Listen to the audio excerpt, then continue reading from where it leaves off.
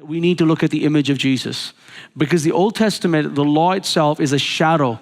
It never shows you the real substance of Jesus is. It's the shadow, but not the very image, Hebrews 10:1. But in the new covenant, we experience the very image, the substance of who Jesus is. Over there, we see a shadow of a tree, but we can't eat the fruit of the tree. But we see the beautiful shadow and the design of the tree.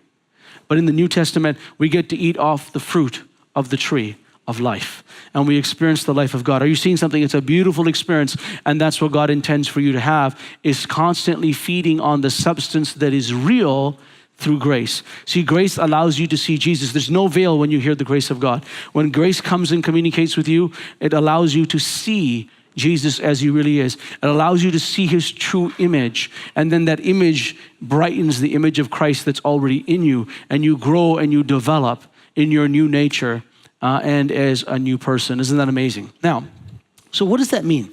If we don't live under the law, the Old Testament law, is there any law in the kingdom? Is there any law in the new covenant that we need to follow? And yes, there is. See, grace is not about lawlessness. Just because we're not connected to the law and we are in grace, because you want to choose grace over the law, because the law will never improve you, never make you better. Nobody can become right with God through the law. The law can't do any of those things, but grace can. Isn't that amazing? Now, I want to talk a little bit about this morning about the law that really matters, and that is the law of love.